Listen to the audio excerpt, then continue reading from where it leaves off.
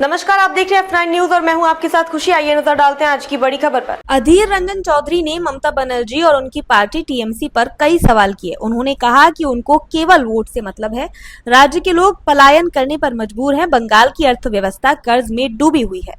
बिहार में विशेष गण पुनरीक्षण यानी एसआईआर का मुद्दा गरमाया हुआ है। विपक्ष ने इसको लेकर केंद्र सरकार और भारत निर्वाचन आयोग पर सवाल खड़े किए हैं। जहां इस अभियान को लेकर बिहार में हर किसी का ध्यान केंद्रित है, तो वहीं पड़ोसी राज्य पश्चिम बंगाल में भी इसकी हलचल देखी जा रही है। इसके पीछे की वजह यह है कि निर्वाचन आयोग ने ऐलान किया है कि जल्द ही एसआईआर प्रक्रिया पश्चिम बंगाल में भी शुरू होगी। पश्चिम बंगाल की मुख्यमंत्री और तृणमूल कांग्रेस प्रमुख ममता बनर्जी चुनाव आयोग के इस अभियान की कड़ी आलोचना कर रही है। निर्वाचन आयोग के ऐलान के बाद मुस्लिम बहुल मुर्शिदाबाद और मालदा जिलों में मतदाता सूची पुनरीक्षण के लिए प्रमाण पत्र हासिल करने को लेकर अफरा तफरी मच गई है। इसी मामले को लेकर लोकसभा में पूर्व नेता प्रतिपक्ष बहरामपुर के पूर्व सांसद और बंगाल कांग्रेस के पूर्व अध्यक्ष अधीर रंजन चौधरी ने इंडियन एक्सप्रेस से बात की है। अधीर ने एसआईआर, टीएमसी के प्रवासी मजदूरों के मुद्दे और 2026 के महत्वपूर्ण विधानसभा चुनावों की बातचीत की है।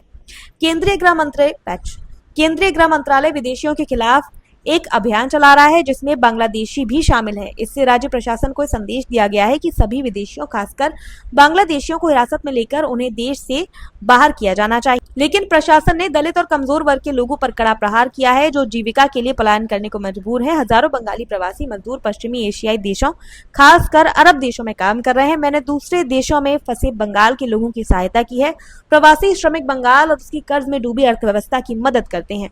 बंगाल सरकार इस मुद्दे को लेकर ठीक तरीके से निपट नहीं रही है। बेहद दुखद है। टीएमसी नेतृत्व इस मुद्दे को चुनावों तक जिंदा रख रहा है। सांसद रहते हुए मुझे इन मुद्दों से निपटने का कुछ ही सही लेकिन महत्वपूर्ण अनुभव है। बंगाली प्रवासी मजदूर पुलिस उत्पीड़न की प्रताड़ना का शिकार होते हैं, यहाँ तक कि उन्हें हिरासत में भी लिया जाता है। राज्य सरकार इन मुद्दों को जिंदा रखने पर तुली हुई है। इसके पीछे की वजह यह है कि वह लोगों के बीच डर पैदा करना चाहते हैं। कि ममता बनर्जी की आम लोगों को भ्रमित करने की चाल है। लोकसभा में विपक्ष के नेता राहुल गांधी जी वोट चोरी पर ठोस सबूत और अन्य दस्तावेजों के साथ तर्क देने की कोशिश कर रहे हैं। चुनाव आयोग ने इसे खारिज कर दिया है, लेकिन ये मुद्दा आम लोगों के लिए चर्चा का विषय बन गया है। इस बीच ममता बनर्जी ने मतदाताओं को भ्रमित करने के लिए चुनाव आयोग को धमकाने की कोशिश की, खासकर मुस्लिम मतदाताओं को।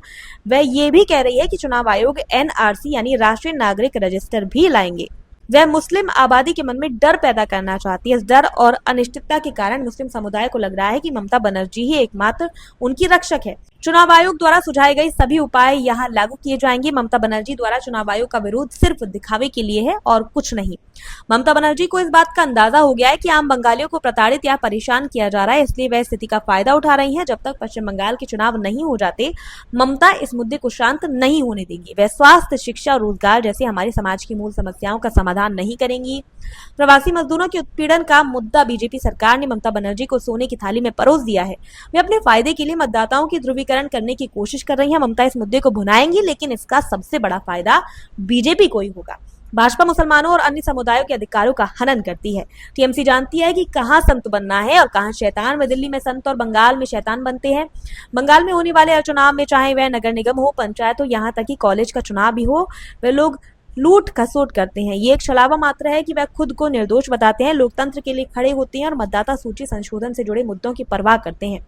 वह कांग्रेस का समर्थन नहीं कर रहे हैं। अगर वह विपक्ष के मुद्दे को लेकर वाकई गंभीर होते तो ममता बनर्जी और उनके भतीजे अभिषेक बनर्जी पटना में विपक्षी दलों द्वारा बुलाई गई रैली में क्यों नहीं शामिल हुए।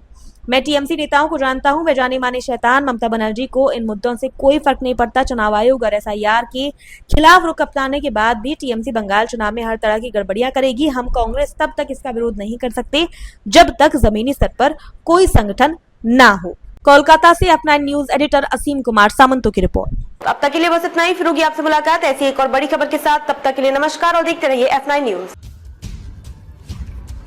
खबर बड़ी और खास होगी, असल वजह की तलाश होगी, दुनिया भर के हर गांव, शहर, गली, मोहल्ले पर नजर हमारी होगी।